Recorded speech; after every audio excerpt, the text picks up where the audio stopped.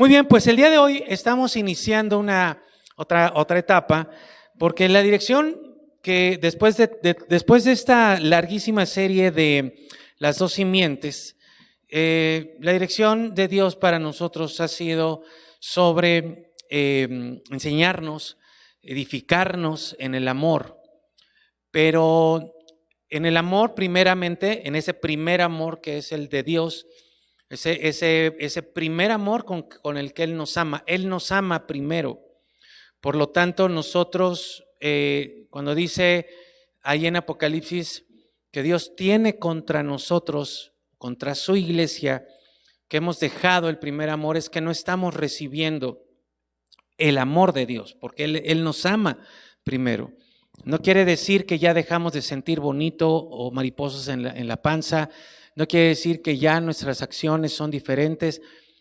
Eso va a ser resultado de dejar alejarnos del primer amor, del amor de Dios. Y eso se nota, eso es notorio para todos. O sea, hay cosas que solamente Dios ve como el corazón, dice la Escritura, que Él ve el corazón, nosotros no podemos ver el corazón. Pero sí nosotros vemos los frutos, las acciones, las obras, la conducta de las personas. Y entonces ahí es donde se nota cuando una persona está alejándose. Es muy claro cuando alguien empieza a alejarse. Normalmente los alejamientos no son tajantes, no son de un día para otro. Empieza a haber ciertas acciones que se empiezan a manifestar en las personas, cómo se van alejando. Y siempre hay esta falsa paradoja y falso debate de si yo estoy cerca de Dios es igual a estar en la iglesia, y la otra parte de yo puedo estar con Dios en mi casa y todo este asunto. Y repito, es un falso debate, una falsa paradoja. No es cierto. La persona que está cerca de Dios está cerca de la iglesia, es parte de la iglesia, está siendo parte activa de la iglesia en la enseñanza y el aprendizaje, en el crecimiento, en la convivencia, en la comunión, en la oración, en el ayuno. O sea, es una cosa va con la otra, aunque tienen lugares distintos en nuestra vida.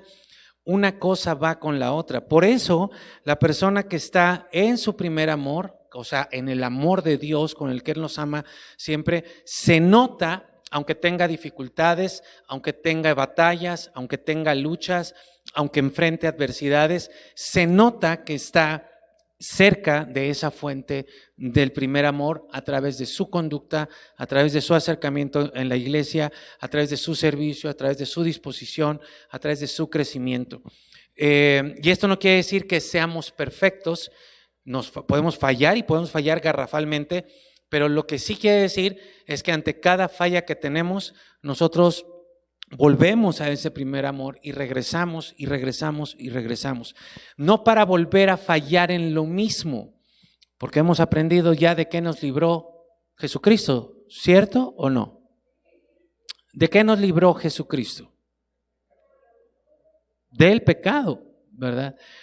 Entonces, su libertad es igual a no esclavitud, a no estar cayendo constantemente en las mismas cosas, y podemos fallar, para eso hay gracia, pero su libertad es también notoria porque no somos ya más esclavos de las mismas circunstancias o de los mismos hábitos pecaminosos. Ahora, el amor es la base de la unidad en la iglesia. El amor de Dios es la base de la unidad en la iglesia. ¿Qué es lo que va a suceder? Una persona que está experimentando constantemente el amor de Dios, porque está pegado a esa fuente del primer amor, porque está viviendo siempre junto al primer amor, que es el amor de Dios, pues de manera, podría decir, natural, o tal vez mejor dicho, de manera sobrenatural, va a empezar a expresar ese amor. en general, va a expresar su amor a Dios, va a expresar su amor a las personas. ¿Ok? ¿Cómo te sentirías tú si tú invitas o te invita una persona, a alguien de aquí o de fuera, y te invita a tomar un café o te invita a comer a su casa o a un restaurante? Y cuando estás ahí con esa persona, te pregunta, oye, ¿cómo te ha ido en tu vida? Y tú empiezas a platicarle. Y en ese momento esa persona empieza a voltear hacia otro lado. Y tú le estás platicando. Y esa persona está así. ¿Cómo te sentirías? De inicio sería como raro, ¿no? O sea, porque tú estás hablando, le estás platicando, ¿no? Y luego esa persona como que nota que tú estás ahí captando algo y entonces te dice, no, sigue, adelante, te estoy escuchando. Y entonces tú sigues comentando, platicándole cómo te ha ido en tu vida, y de pronto se para esa persona y se va, abre una ventana ahí de su casa o mira el restaurante y empieza a ver hacia afuera. ¿Cómo se sentirían?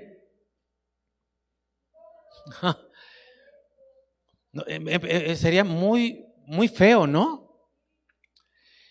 Eso es lo que yo he tratado de comentarles cuando les digo, a ver, vamos a orar, y hay personas que están volteando para todos lados. Vamos a adorar y hay personas que están viendo para todos lados. ¿Por qué con Dios no entendemos que nuestro cuerpo también es importante? Si para Dios no fuera importante nuestro cuerpo, no nos hubiera dado un cuerpo. Y entonces nada más tendríamos que adorar en espíritu, ¿no? Sin cuerpo.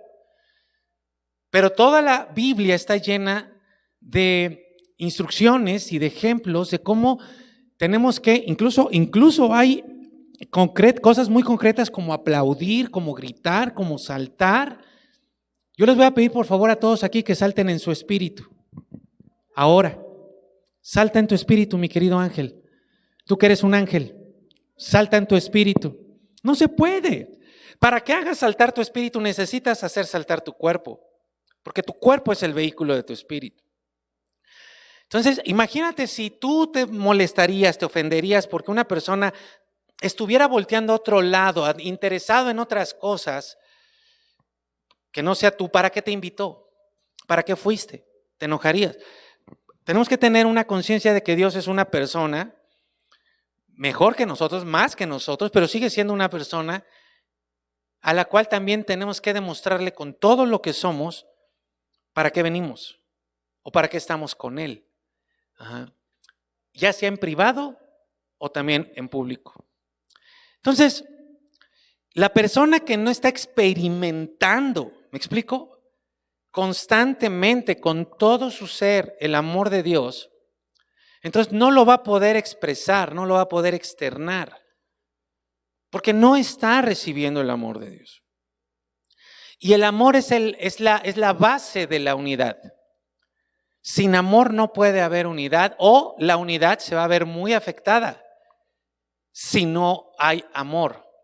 Por eso en la dirección de Dios es que primero Él quiso afirmarnos en su amor, para que una vez que estemos todos afirmados en su amor, entonces podamos guardar y mantener la unidad que Él nos da.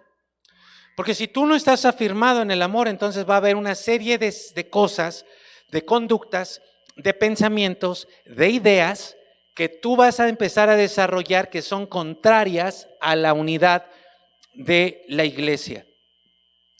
Hoy vamos a introducirnos a este tema de la unidad, también con la carta a los Efesios, porque si la iglesia de los Efesios fue llamada la iglesia del primer amor, la carta a los Efesios es llamada la carta de la unidad.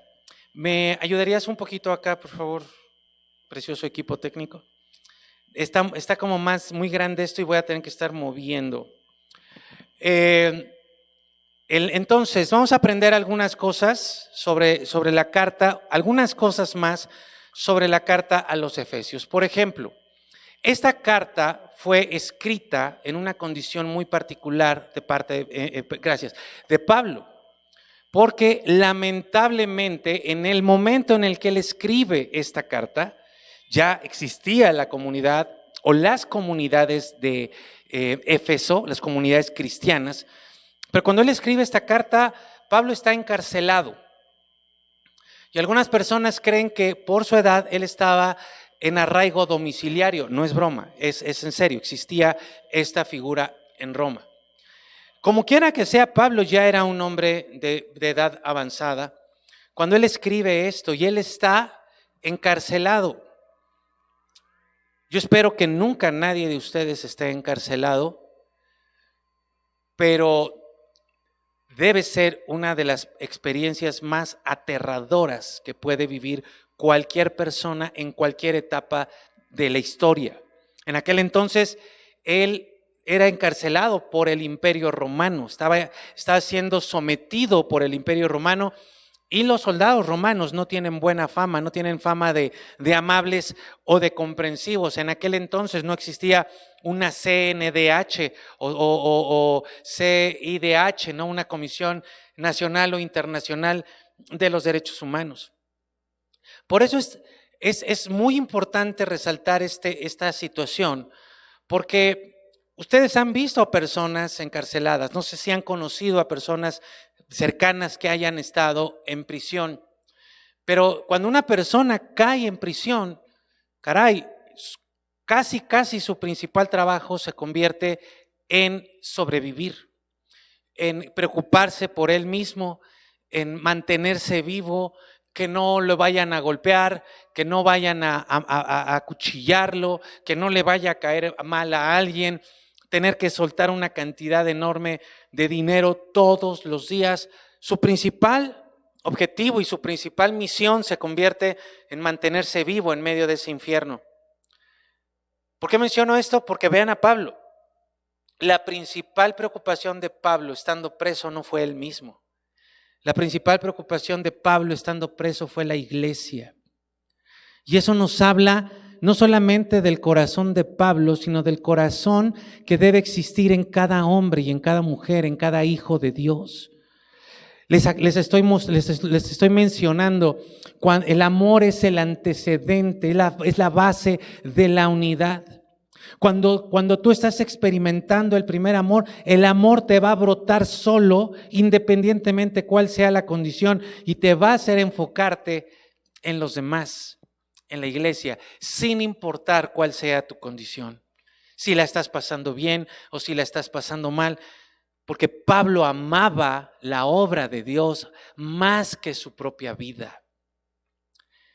Y además de ser un gran ejemplo para nosotros, que quisiéramos alcanzar, quisiera que tú lo vieras como la vida del Hijo de Dios.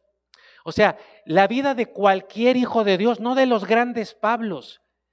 El Hijo de Dios que está experimentando el primer amor, no importa la condición en la que se encuentra, siempre va a tener tiempo para preocuparse por las cosas de Dios, porque ama la obra de Dios. Todo esto que les estoy diciendo, para que ustedes lo sepan, tiene su sustento ahí en Efesios capítulo 3 y capítulo 4 en el primer versículo. Vean el 3:1, dice: por eso yo, Pablo, estoy preso, no porque había hecho algo malo, no porque había cometido algún fraude, no porque haya hecho alguna tranza. Estaba preso por causa de Cristo Jesús. Tal vez, amigos, nosotros vamos a ser una generación que vamos a ver este tipo de cosas más claramente y más cercanamente. Que personas sean presas por causa de Cristo Jesús. Pero mira, dice ahí: estoy preso por causa de Cristo Jesús para bien de ustedes. Y luego dice: los no judíos. Ojo con eso, porque eso es un punto importante para entender esta carta. Y el versículo 1 del capítulo 4 dice, Pablo reitera lo mismo. Dice: estoy preso por causa del Señor. Y luego miren lo que dice: les ruego que pidan por mí. No, dice: les ruego que vivan como es digno del llamamiento que han recibido. Imagínense el peso de las palabras del apóstol Pablo, leídas en las iglesias, en las comunidades de la región de Éfeso, cuando esas personas sabían que en ese mismo instante, cuando ellos estaban leyendo estas palabras de Pablo, él estaba preso, y el preso, el que estaba sufriendo la tortura de los romanos, decía: pórtense como es digno, vivan de acuerdo como es digno. No solamente de una forma moral, sino dice de acuerdo a su llamado, de acuerdo al llamado que han recibido. Y miren, esto no lo tengo que preguntar, yo se los digo. Todos los que nos están viendo y todos los que están aquí han recibido un llamado de parte de Dios. Que lo estén siguiendo o no es otra cosa. Que lo estén llevando a cabo o no es otra cosa. Pero todos hemos recibido un llamamiento de parte de Dios. Imagínate que Pablo ahora mismo estuviera preso y desde la cárcel nos estuviera dirigiendo estas palabras. ¿Qué golpe tan tremendo debió de haber sido esto para los efesios? Que un hombre preso ya de edad avanzada, con una cantidad enorme de dificultades físicas, de problemas físicos, de salud, les estuviera exhortando y no les estuviera pidiendo por él, sino les estuviera exhortando a que se condujeran de acuerdo, dignamente, conforme al llamado. Ahora, algunas cosas importantes. Los efesios fueron la audiencia primaria de Pablo, de esta carta. Pero también hubo una audiencia secundaria. O sea, Pablo pensó en los cristianos en Éfeso, pero también él tuvo la intención de que esta carta fuera leída no solamente en una iglesia en Éfeso, porque seguramente había varias iglesias como nosotros en la región de Éfeso, pero también él estaba pensando en otras iglesias de la región, como fueron las iglesias del Valle de Licia. Vean el capítulo 1, versículo 15 de esta carta. Dice Pablo: por esta causa, también yo, desde que supe de la fe de ustedes, se está refiriendo a los efesios, en el Señor Jesús, y entonces menciona, y el amor que tienen para todos los santos. Ahí ya está pensando en los demás, en los que ya no son nada más de la comunidad de Éfeso. Pero también hay algunas otras cosas importantes de por qué podemos saber que Pablo también quería que esta carta no fuera una carta privada para una comunidad, sino para muchas comunidades, porque Pablo acostumbraba algunas cosas en sus cartas. Ustedes lo recordarán si es que han leído la Biblia, y yo espero que sí lo hayan hecho.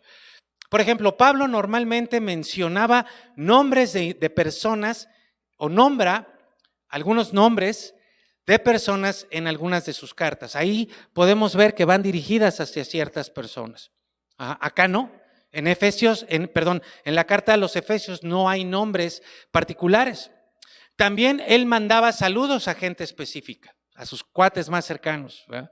También hablaba sobre el tiempo que él había pasado con algunos de sus lectores. Nada de esto está puesto en la carta a los Efesios. También él usaba testimonios familiares usaba términos familiares para dirigirse a sus seguidores. Por ejemplo, les decía hermanos, o hijos espirituales también les decía. Bueno, esto no lo encontramos en la carta a los Efesios. Él usaba expresiones de amor muy profundas hacia sus lectores y hablaba de sí mismo también como un padre espiritual para algunos. Así que aquí lo que estaba haciendo Pablo era escribirle a una iglesia, a una comunidad, primariamente, que tenía en mente, que sí conocía, con la que había estado, pero no únicamente. Pablo también tenía en mente a otros cristianos y él quería que esos otros cristianos leyeran y conocieran lo que Dios le había inspirado a través de esta carta. Lo cual también, así como Juan 17, cuando Jesús ora por sus discípulos, por los 12, pero luego también ora por los que habrían de venir, por los que habrían de creer, y ahí entramos nosotros.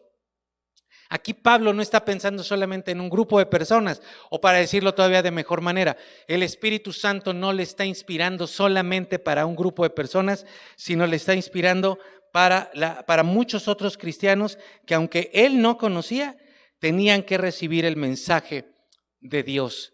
y en eso también estamos incluidos nosotros. Esta carta es particularmente también para nosotros, por lo que leímos en el primer texto, donde dice, me dirijo a ustedes, los no judíos. Y ahorita vamos a hablar un poquito más de eso. Ahora, les voy a pedir que lo anoten, por favor, porque esto es una parte de estudio de la palabra. Entonces, estos datos que yo les estoy dando son datos que les van a ayudar a ustedes a entender mejor cuando ustedes lean toda la carta a los Efesios, ¿sí? Así como esto, hay muchos datos que nos ayudan a comprender mejor cuando leemos la palabra. Si ustedes han sido alguna vez de los que dicen es que no entiendo muy bien, bueno, estos datos que les estoy dando precisamente les ayudan a comprender mejor lo que dice la palabra. Se puede hablar de diferentes formas de la estructura o del contenido de la carta de Pablo a los Efesios. Esto que les voy a compartir ahorita no es lo único, no es la única forma, pero nos puede ayudar en la guía que vamos a tener en las próximas semanas. La carta a los Efesios podemos verla que va a utilizar Pablo un tema de fondo y 3 temas principales. O sea, un tema fundamental, que es el más importante, y 3 temas muy importantes, o sea, 3 temas principales. Entonces pueden anotar eso, por favor. Que la carta a los Efesios, ustedes pueden leerla a través de la óptica de entender, de buscar, de ver que hay un tema fundamental, un tema de fondo y 3 temas principales. Ok, los 3 temas principales, primero les voy a dar cuáles son estos 3 temas principales. El primero es lo que él habla sobre la vieja y la nueva naturaleza de la persona que estaba sin Cristo, como ya aprendimos algunas cosas, y de la persona que está en Cristo. Entonces va a ser muy enfático en esto, estableciendo un punto principal que es el que tendrían que subrayar para ti que estás anotando. ¿Cuál es la enseñanza principal de estas 2 naturalezas? De la naturaleza vieja o del viejo hombre y de la naturaleza nueva o del nuevo hombre. Que tiene que haber una distinción, una clara diferencia entre el antes y el después de Cristo para ti. Tiene que haber una clara distinción. Y esa clara distinción no se refiere a un día en particular nada más, sino se refiere al día en el que Cristo te cambia. A ver, todos por favor, respondan. Díganme cuál es el día en que Cristo te cambia. Exacto, acá dijeron hoy, allá dijeron todos los días. Entonces tiene que haber una diferencia notoria entre el antes de toda tu persona, pero todos sabemos que cuando el día que conocemos a Cristo, ese día, aunque hay un cambio, no nos cambia por completo, ¿cierto? Así que todos los días, como diría el Salmo, hoy es el día de la salvación. Hoy Dios nos sigue salvando. Hoy Dios nos sigue rescatando. Hoy Dios nos sigue haciendo libres. Entonces, la enseñanza principal entre la vieja naturaleza y la nueva naturaleza, que es el primer tema importante de la carta a los Efesios, es que tiene que haber una clara diferencia, notoria diferencia entre el antes y el después de que Cristo te cambia. Esa es la diferencia entre estar sin Cristo a estar en Cristo. La fórmula en Cristo es una fórmula que va a utilizar Pablo mucho en la carta a los Efesios.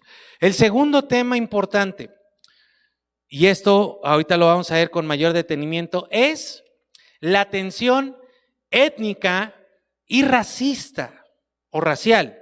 Y después racista, se les voy a decir otra vez, la tensión étnica y racial y luego racista entre los judíos y los no judíos. Cuando les menciono este segundo punto, por ahí tiene que conectar ustedes con el primer texto que leímos cuando Pablo dice, les estoy hablando a ustedes los no judíos. Ahorita vamos a ver un poco más de esto. Entonces, ahí vemos ese segundo tema, esa tensión étnica y racial y racista entre judíos y no judíos. Y el tercer tema son, o se refiere a todo lo relacionado con el entorno o el mundo espiritual, particularmente las fuerzas demoníacas y el final de los tiempos, cómo conectan estas dos cosas. Entonces, la carta a los Efesios toma como un tema principal el mundo espiritual, particularmente en lo concerniente a las fuerzas demoníacas, a lo que opera espiritualmente de forma maligna. Esos son los tres temas principales. Ahora, imaginen ustedes aquí a tres personas, son los tres temas principales.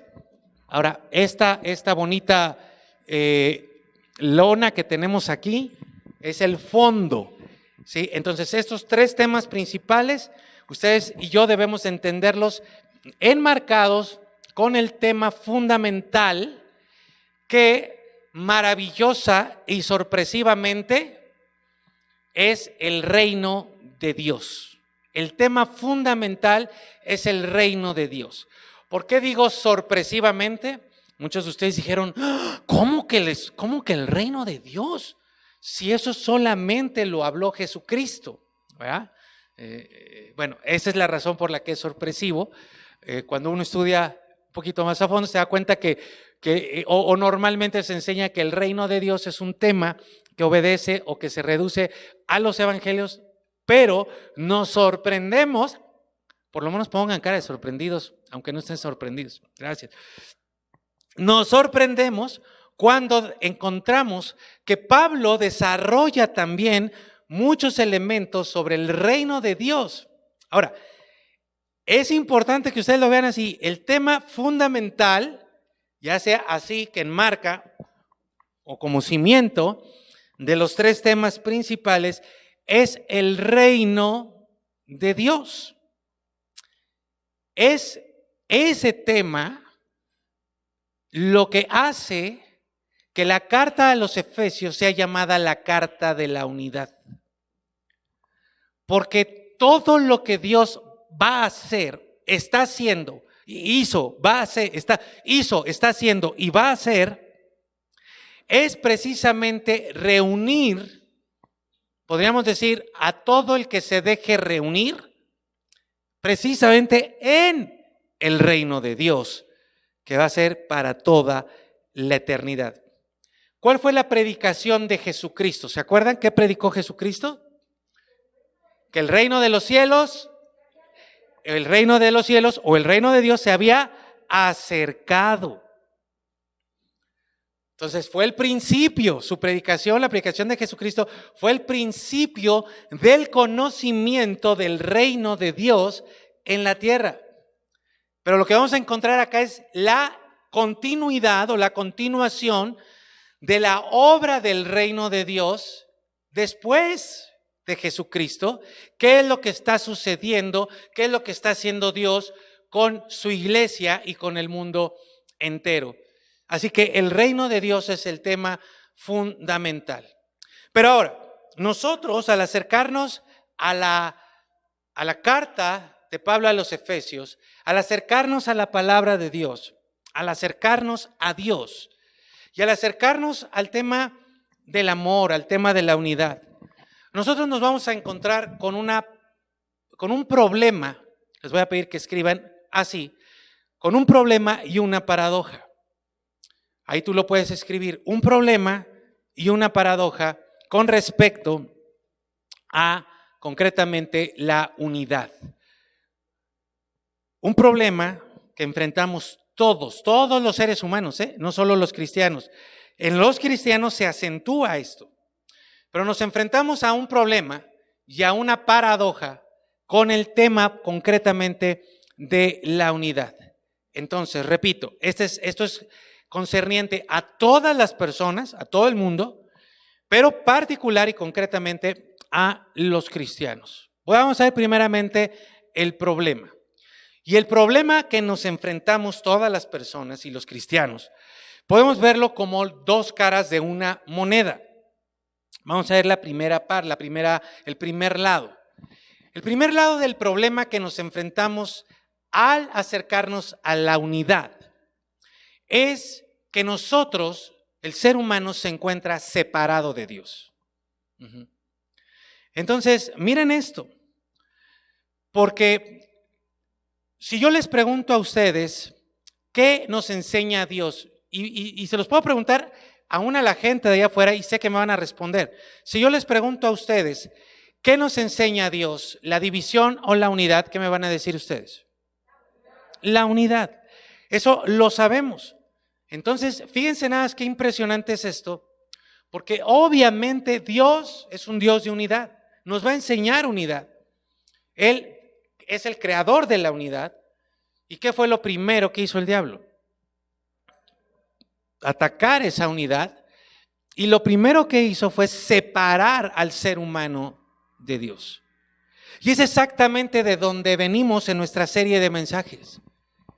Que tú has dejado, dice Dios a la iglesia de Éfeso, tengo contra ti que has dejado, te has alejado, estás viviendo separado de mi amor. Puede ser que hagas cosas, puede ser que trabajes arduamente, puede ser que incluso tengas una sana doctrina y reconozcas fácilmente a los falsos apóstoles, pero estás viviendo separado de mi amor. ¿Cómo vamos a establecer la unidad en general? ¿Cómo vamos a guardar la unidad? Si lo primero de donde tenemos que estar unidos, estamos separados.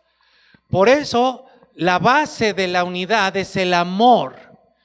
No que tú ames así con tu amor a otras personas, no, sino que tú estés experimentando el primer amor constantemente para que de forma natural puedas mantener la unidad.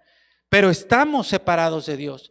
El ser humano está separado de Dios y a eso la palabra de Dios le llama muerte. A la separación le llama muerte y se produce por causa del pecado.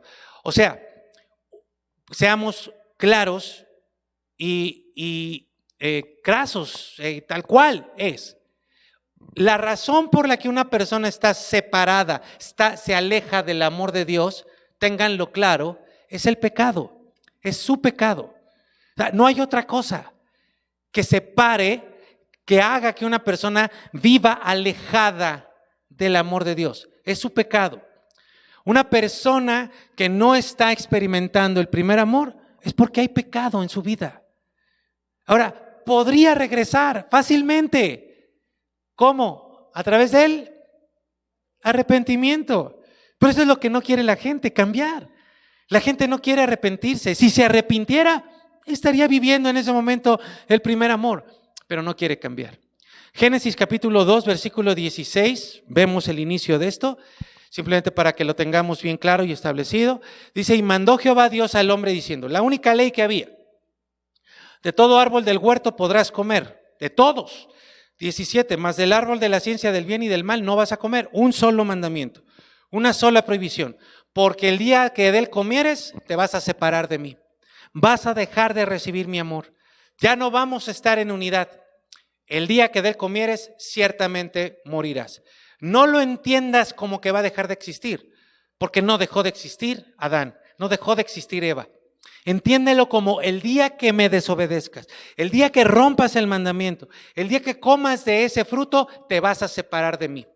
¿Qué fue lo primero que hizo? A ver, mi querida Adela, ¿qué fue lo primero que hizo Adán y Eva después de que comieron de ese fruto prohibido? No te alcanzo a escuchar, pero me imagino que está difícil por la de esta. Se escondieron. ¿De quién? De Dios. Hay separación. O sea, en ese momento, ahí, entendiéndolo con el sentido correcto de los términos de cada palabra, tú puedes comprobar que se cumplió lo que Dios dijo. En ese mismo instante, el ser humano se alejó corriendo de Dios. ¿Por qué? Por su pecado. Así como fue desde el principio, así es hoy y así va a ser toda la vida. Cuando tú no estés pegado al primer amor, es porque hay pecado en tu vida. Y no, el problema no es que haya pecado, porque Jesucristo ya resolvió ese problema. El problema es que tú no quieras cambiar, no quieras arrepentirte. Y por eso es que entre la vieja y la nueva naturaleza, supuestamente que existen, no hay diferencia, porque no se quiere dejar el pecado. Y entonces, aunque no morimos físicamente, a eso es a lo que la palabra de Dios le llama muerte espiritual.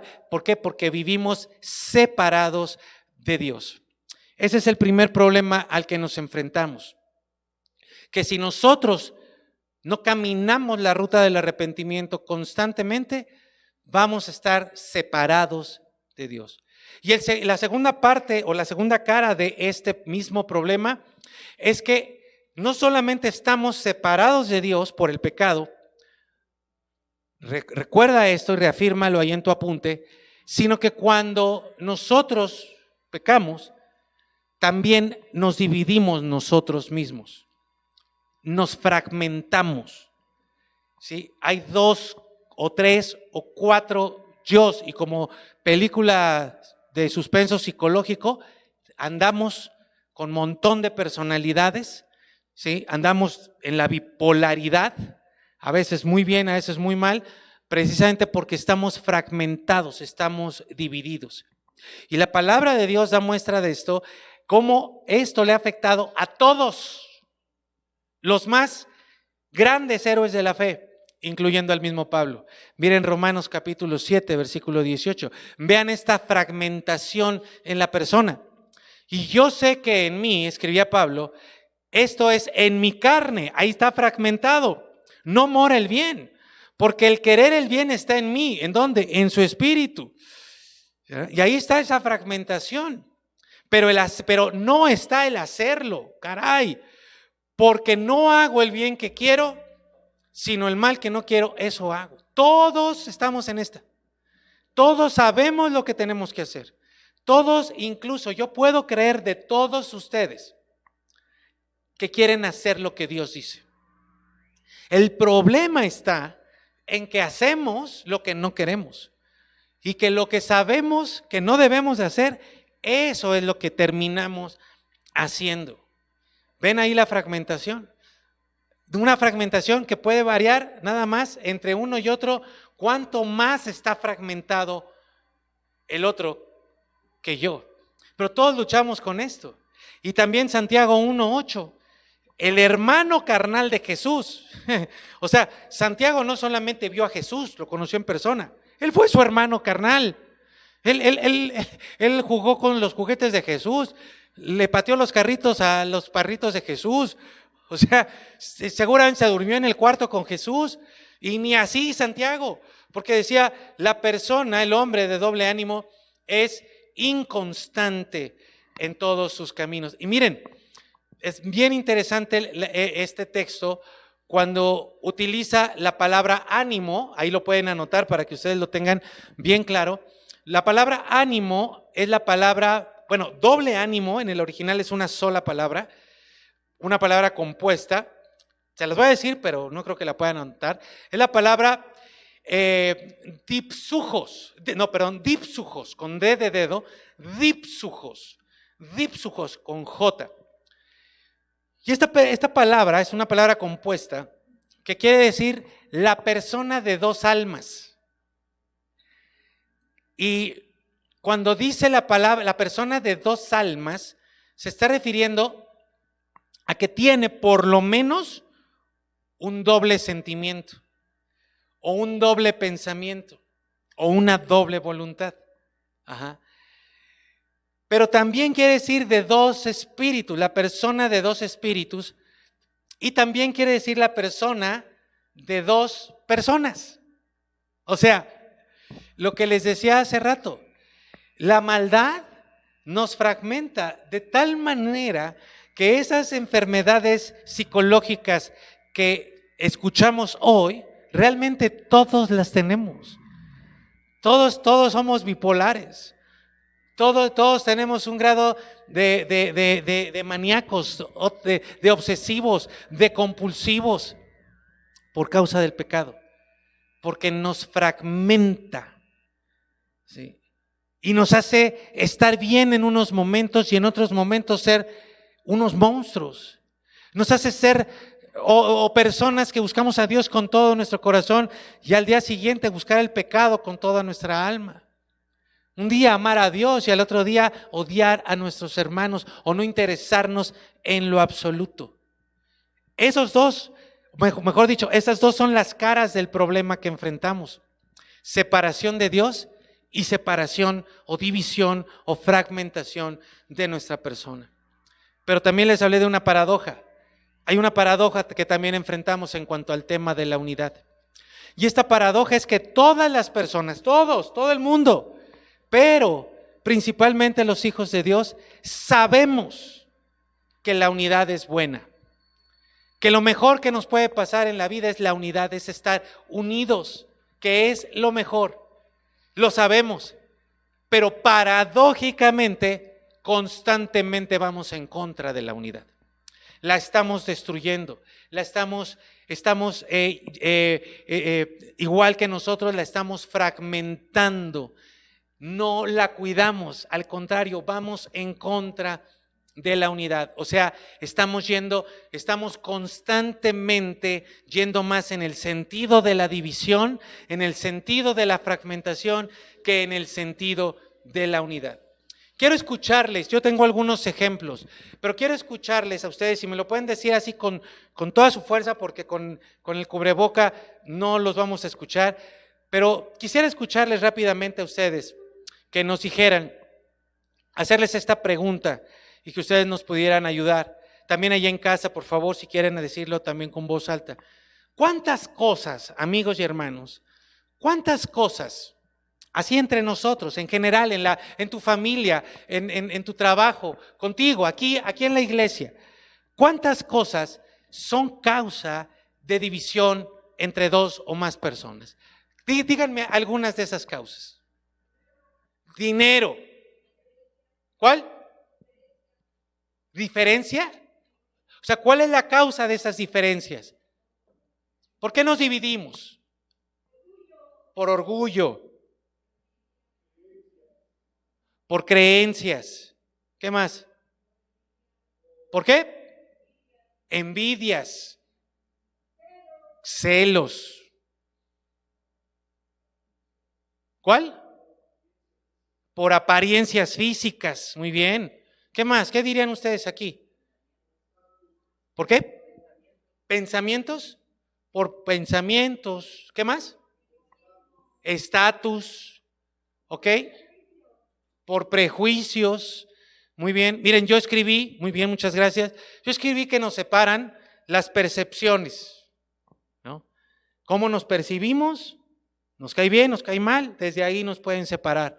Los disgustos, ¿no? Te separan hasta de tus hijos, hasta de tus padres, de tu cónyuge. Y si vemos, siempre que trabajamos con los temas de los disgustos, vamos a encontrar en el fondo orgullo y posiciones egoístas. O sea, están disgustados, están pleiteados, están peleando porque nadie quiere ceder, ninguna de las partes quiere ceder. También me venían a la mente enojos, que te enojes con causa o sin causa, porque así como antes en el pasado hubo rebeldes sin causa, también hay enojones sin causa. Hay personas que se enojan por causas, ¿verdad? Que sí dices, bueno, ok, pero hay personas que ni siquiera traen pleito con ellos y ya se enojaron. Se andan metiendo en pleitos ajenos y se andan ahí separando. Y como decía Laura, también yo anoté prejuicios de todo tipo. ¿Qué es un prejuicio? Pues precisamente es un juicio a priori. Y de ahí se derivan cosas como el clasismo, que mencionaban los estatus, y el racismo. Y bueno, la lista es interminable.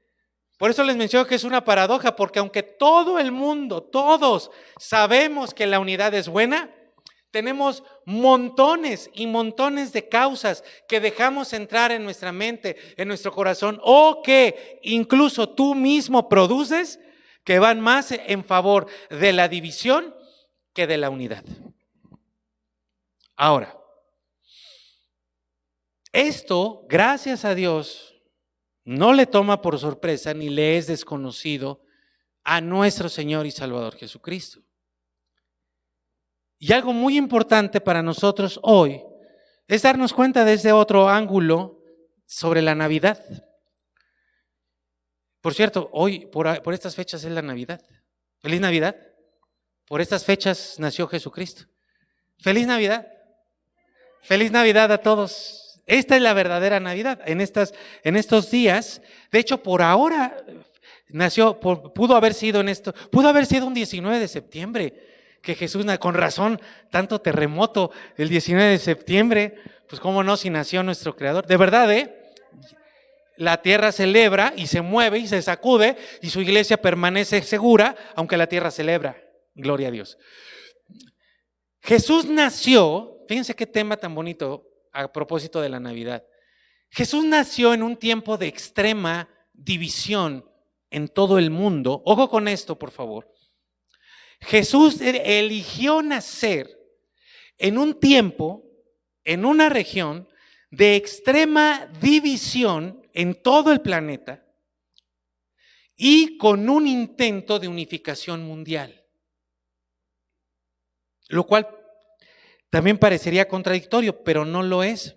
Primero vamos a ver dónde nació Jesús y ustedes tal vez me puedan dar más datos. Miren, Jesús nació en un país gobernado por un imperio que se impuso sobre ellos a través de la guerra, bélicamente. O sea, el imperio romano. Ya nada más desde ahí. En un país dominado por un imperio romano, en aquel entonces, a través de la fuerza bélica. Había una gran influencia cultural y de religiones en todo el lugar, en todos los lugares donde que existieran en aquel entonces, por supuesto, donde él nació. Y había también, además de toda la influencia cultural, había también una filosofía que estaba en su apogeo y que sigue, la filosofía griega. Así que había un montón de cuestiones culturales y una predominante, una filosofía culturalmente predominante, la griega. Pero también existía un dominio de una creencia y una práctica religiosa que ya para su tiempo no tenía nada que ver con la escritura. O sea, era una práctica religiosa, una creencia, pero no tenía nada que ver con la escritura. Me refiero a la religión judía. Nada que ver con la escritura ya para aquellos tiempos. Dentro de su religión, dentro de esta religión judía, había grupos que se peleaban entre ellos. Estaban divididos, como los fariseos y los saduceos. Entre los judíos estaban completamente divididos. En la población había grupos guerrilleros que buscaban sus propios fines. Así como nosotros hoy tenemos acá en México el EZLN y en varios países de Latinoamérica están estos grupos guerrilleros que buscan la libertad, la liberación. Bueno, allá en aquel entonces también estaba, del cual pertenecía Barrabás, que era el grupo de los, ¿se acuerdan? Celotes. Ajá, eso, muy bien. Que eran grupos guerrilleros que querían librar a los judíos de la dominación romana. Y además había un extremo racismo en todos, pero particularmente en los judíos, como el que se manifestaba entre judíos y samaritanos. Ellos no tenían un problema de guerra, ellos tenían un problema de raza, tanto que no podían ninguno cruzar por su territorio y preferían darle la vuelta, aunque les llevara más tiempo y se cansaran más y se gastaran más chanclas, preferían darle la vuelta que pasar por el territorio un judío de un samaritano y un samaritano de un judío. Esto nos podría ayudar a entender un poquito mejor el tremendo trancazo que Jesús les dio a los judíos cuando les contó la historia del samaritano misericordioso, que fue el único que ayudó a aquel hombre que había sido asaltado y golpeado, y ningún judío se detuvo a ayudarle. Amigos, es como si hoy Jesús nos dijera que un narcotraficante tiene más misericordia que tú.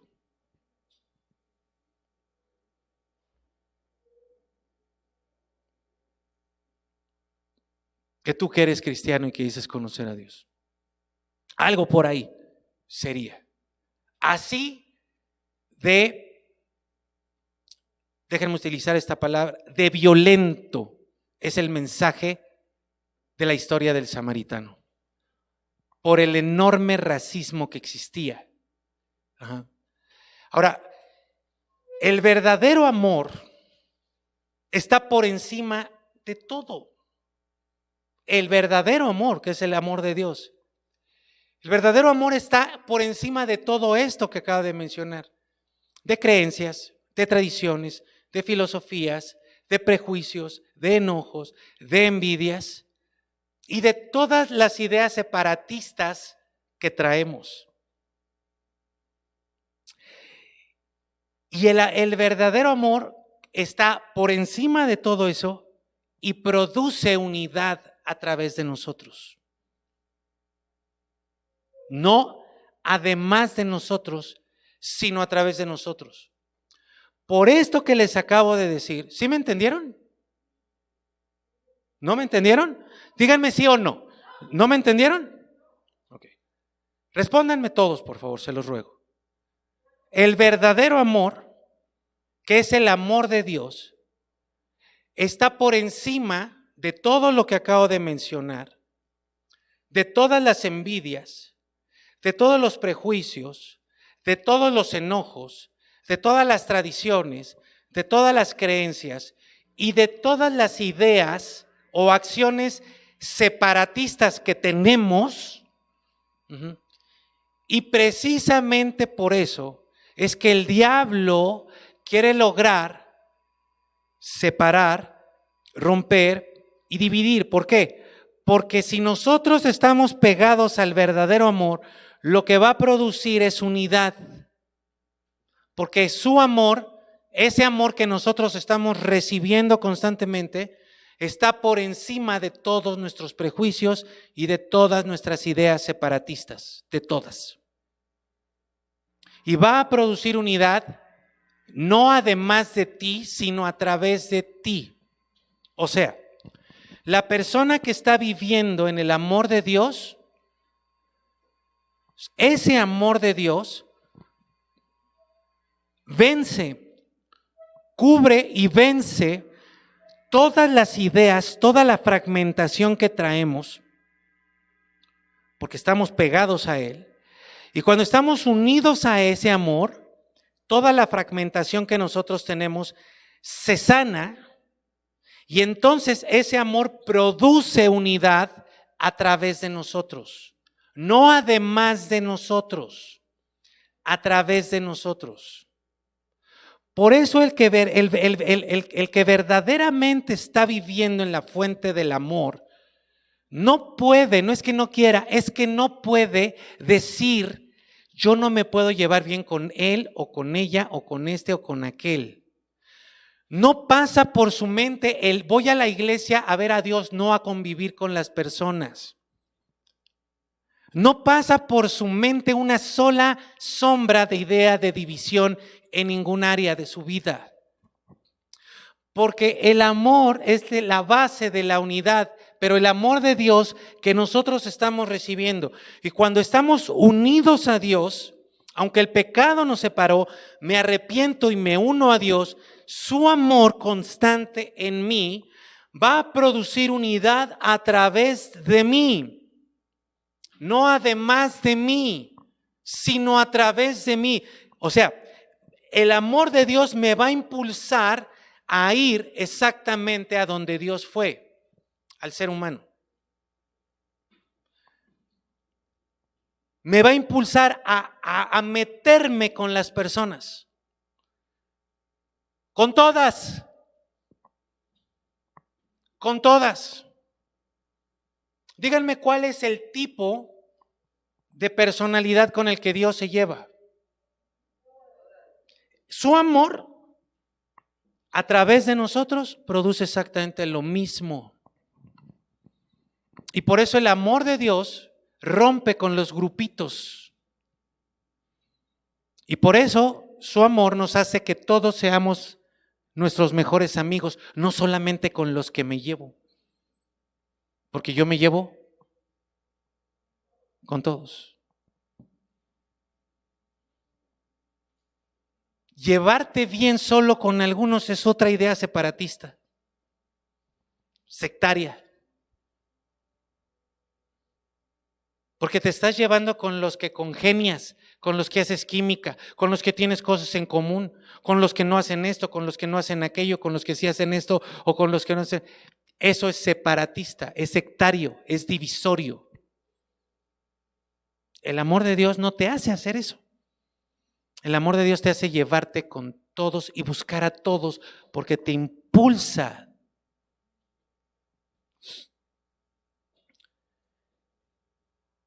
Los prejuicios, una de las formas más fuertes en las que se expresa es el racismo, el clasismo. Y si hablamos de racismo, mis queridos amigos, y de cualquier otra cosa que separe, triste y lamentablemente no hay un pueblo más racista, no ha habido históricamente un pueblo más racista que los judíos, que el pueblo judío. Y yo creo que eso, entre otras razones, fue que Dios comenzó con ellos, aunque su plan nunca fue ellos. Entonces, yo quiero que tomen en cuenta, para lo que les voy a decir ahora, que Pablo era judío, que no solamente era judío, sino que era fariseo. Y no solo fariseo, era romano, era ciudadano romano.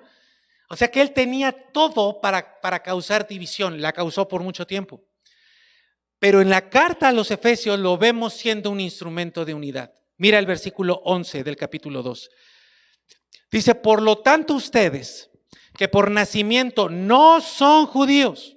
¿A quién está hablándole? A los no judíos, a todo.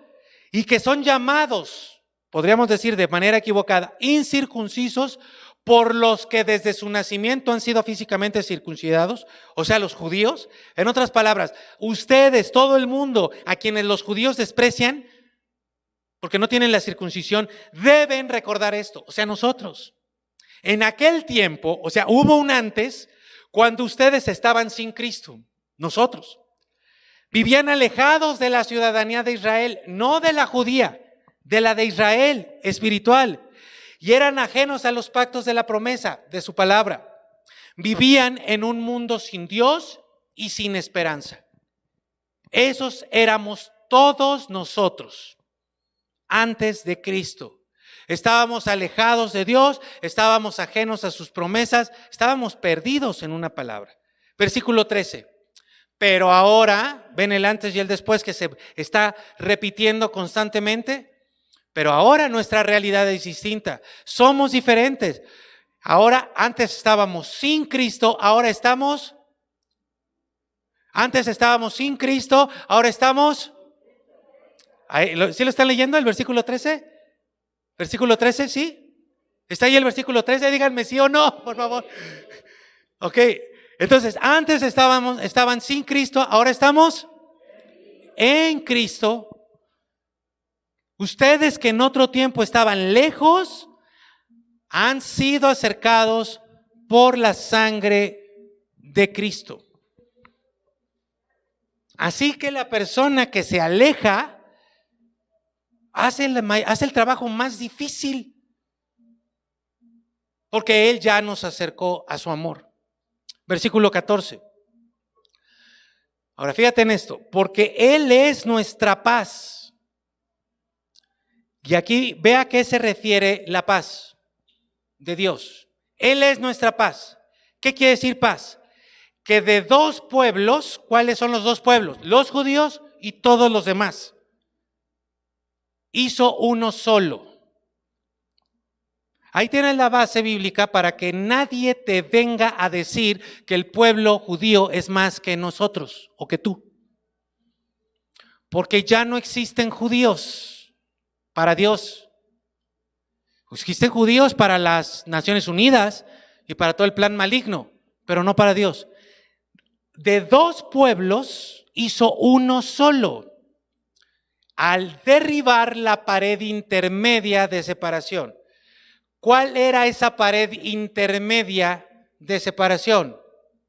Todo lo que ustedes mencionaron ya, todas las cosas que nos separan, todas las cosas que nos dividen, todas, absolutamente todas las cosas que puedan separarnos, son ladrillos que construían este muro, que nos separaban. Y dice, al abolir, ¿saben lo que quiere decir abolir? Abolir quiere decir hacer ineficaz, ¿sí? Que ya no es válido algo. Eso quiere decir abolir. Y dice, y el abolir, o sea, el hacer ineficaz. Pero fíjate cómo lo hace. En su propio cuerpo, está hablando el de Jesús, las enemistades. ¡Pum! Jesús en la cruz no solamente nos libró del pecado, no solamente nos libró de todas las enfermedades, sino que Él dejó inefectivas todas las enemistades que puedan existir en la vida por cualquier causa. Esto quiere decir que cuando tú entregas tu vida a Jesucristo y recibes de su Espíritu Santo y recibes su salvación y recibes la purificación de su sangre, literalmente toda enemistad que intente surgir en ti hacia alguien más no tiene efecto. Por lo tanto, el Hijo de Dios no tiene un solo problema con absolutamente nadie, aunque le hagan. A mí me podrán decir de mi mamá, de mí, de mi apariencia, de mi esposa, de mi hijo, de mi hija, me podrán decir lo que sea. Y a lo mejor algo provoca. Y a lo mejor de pronto quiero responder. Pero entonces me acuerdo que la sangre de Cristo me ha limpiado de toda maldad. Y me acuerdo de Efesios capítulo 2, versículo 15, donde dice que en su cuerpo, tremendo, y dejó sin efecto, sin poder, todas las enemistades. Por lo tanto, todo prejuicio que pueda intentar nacer en mí, ¡pum!, se diluye. Toda reacción, toda respuesta violenta, de desquite, de rencor, se diluye de inmediato. Porque su sangre, la realidad de su salvación en mi persona, deja sin efecto cualquier enemistad en mí que soy hijo de Dios. La otra persona podrá venir a hacerme lo que se le dé su gana. Yo simplemente no voy a poder reaccionar de manera violenta, agresiva contra esa persona. En rencor, en odio me refiero, ¿no? Menos voy a tener un clasismo, menos voy a tener un racismo, menos me va a doler si no me saluda, menos me va a doler si dice algo de mí en las redes sociales.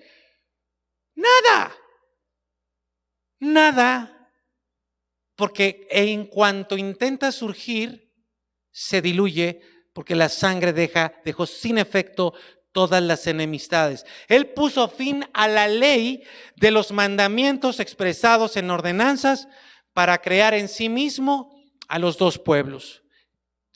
O sea, a ver, judíos, ustedes están diciendo que por la ley que Dios les dio, ustedes son los muy acá y que no se van a llevar con los demás, queda anulada esa ley. Y dice, de los dos pueblos hizo uno, ve esto, una nueva humanidad haciendo la paz. Esa nueva humanidad es el trigo.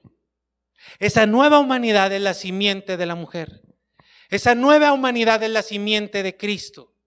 Somos los salvos, los que hemos sido redimidos, los que caemos, pero nos levantamos y seguimos adelante y trabajamos por la unidad.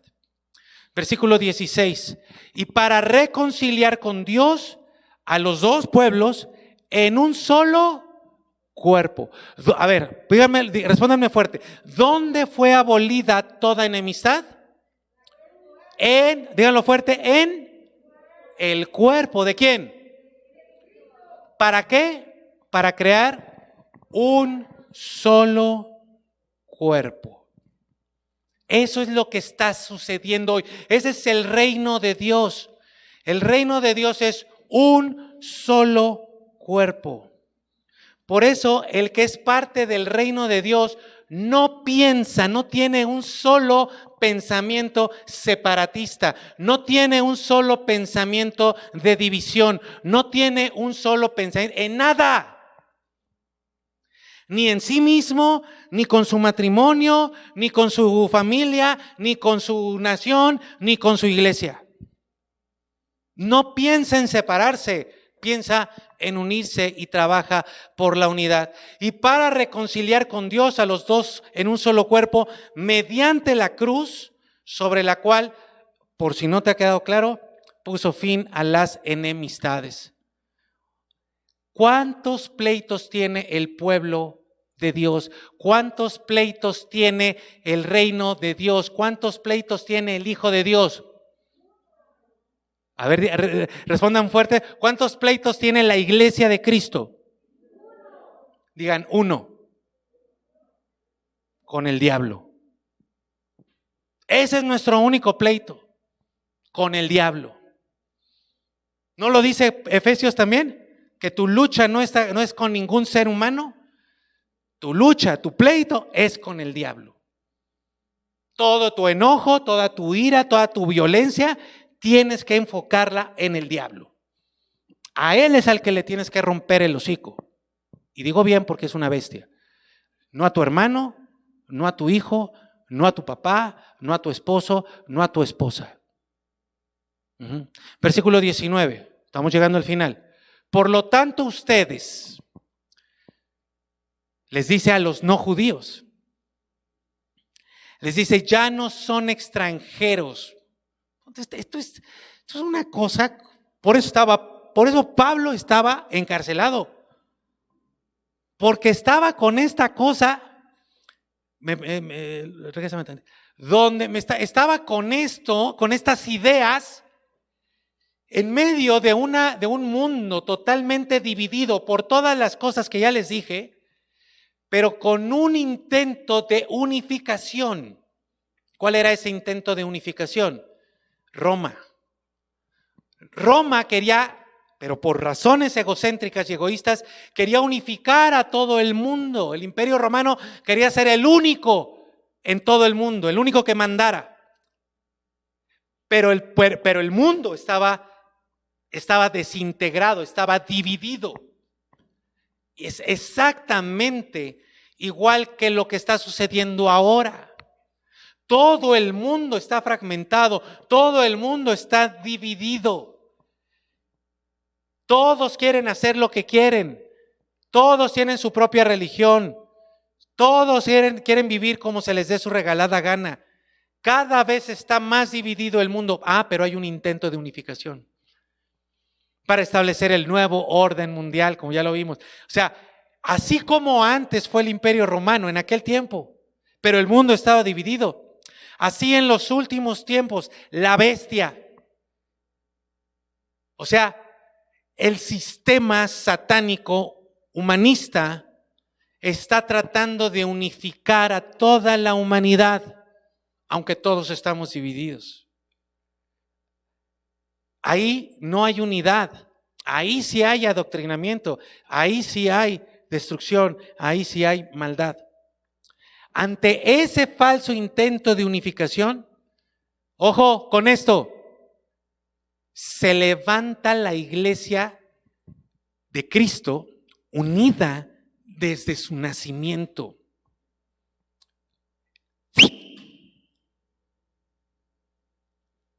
Nosotros no provocamos la unidad. Nosotros guardamos la unidad. La iglesia de Cristo nace unida porque es un solo cuerpo.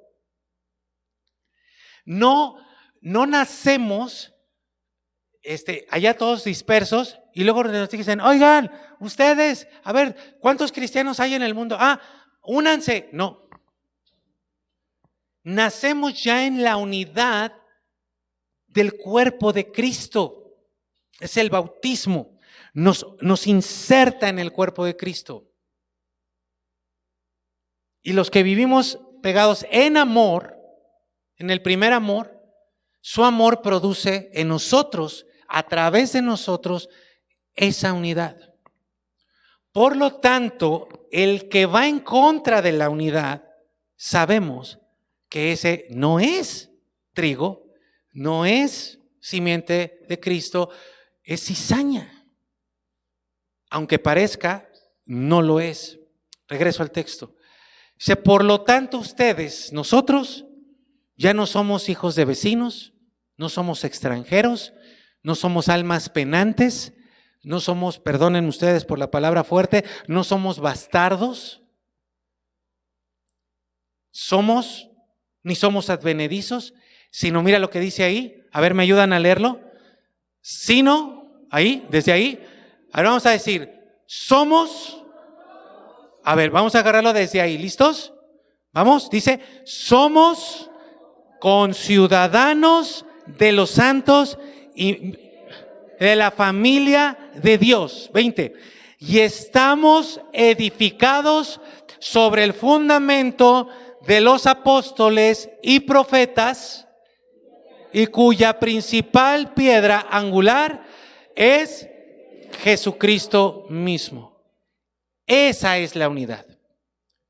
La unidad es, estamos en Cristo. Quien no está en Cristo está separado, está dividido. ¿Me explico? Entonces tienes que asegurarte de estar en Cristo. Y termino. 21. Dice, en Cristo, otra vez, ¿te acuerdas que te dije? Esa palabra es importante. En Cristo, todo el edificio bien coordinado va creciendo para llegar a ser, mira lo que dice ahí, no te me distraigas, para llegar a ser un templo santo en el Señor. ¿Te has fijado? Uno. Un templo santo en el Señor, en Cristo. No se puede estar separado de Él. O sea, si estás separado de Él, no eres de la familia, no eres hermano, no eres hijo, no estás en la unidad. Estás en la división, estás en la fragmentación, estás separado de Dios. En Cristo, ahora también ustedes, los que estamos en Cristo, somos edificados en unión con Él, para que allí habite Dios en el Espíritu. Entonces, es un cuerpo que nace ya unido. Cuando nacemos espiritualmente, nosotros no tenemos que unificar, nosotros tenemos que guardar la unidad como estando en Cristo. Así que, mis queridos, todos los que nos estén escuchando, los que están aquí, por favor, si tú hoy estás descubriendo que no estás en Cristo, ven a Cristo. No dejes que la religiosidad te gane y salgas de aquí creyendo que sí estás en Cristo cuando nada de esto está pasando en tu vida. ¿Tú estás trabajando por la unidad? ¿Estás guardando la unidad? ¿Estás siendo parte de la unidad? ¿O no? Lo primero que tienes que ubicar es si tú estás en Cristo Jesús. Y lo segundo es, y esto es algo muy importante, ¿tú encuentras fragmentación en tu vida? Que de pronto estás arriba y de pronto estás abajo. ¿Hay todavía áreas de división en tu vida? No vas a poder trabajar por la unidad si no pones esas áreas de tu vida delante de Dios para que Él sane eso. Y hoy vamos a dar un primer paso. ¿Quién de ustedes le diría, tendría que decirle a Dios en este día: yo necesito estar en ti, Señor, yo necesito que tú sanes mi personalidad fragmentada? Entonces, adelante, vamos a pedírselo todos juntos. Quien lo necesite, ¿verdad? Entonces, ahora te voy a pedir que pongas delante de Él todas esas áreas donde tú ves que hay fragmentación. Hazlo, vamos, hazlo tú. Tú conoces dónde están esas áreas. Hazlo.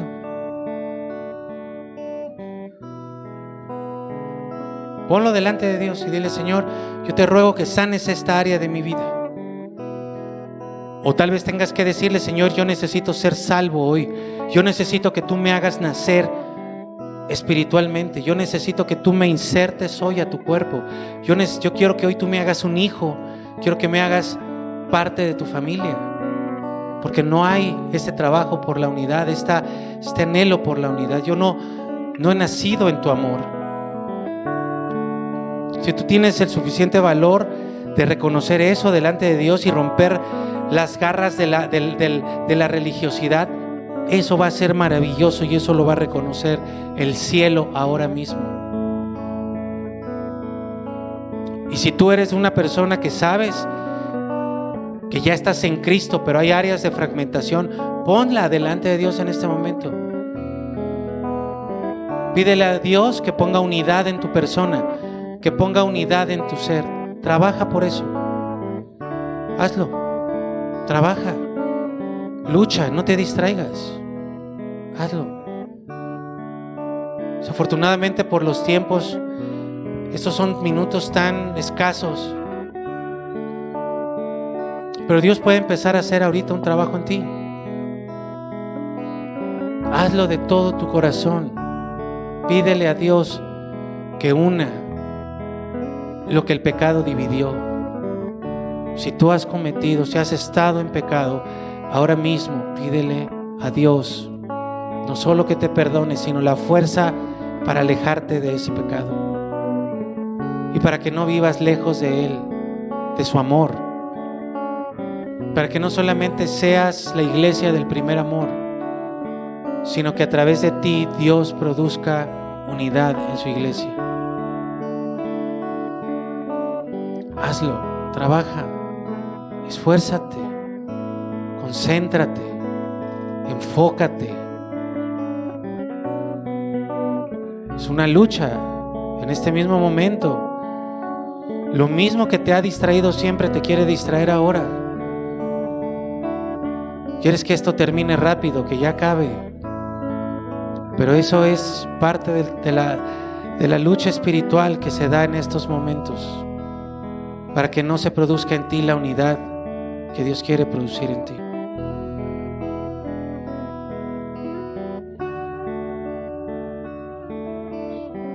Señor, yo te ruego para que tú hagas nacer a tu iglesia, Señor, unida.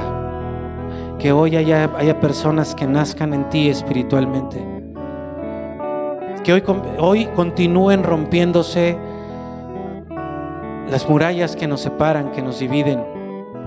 Que hoy continúen cayendo todo prejuicio, envidia, enojo, rencor,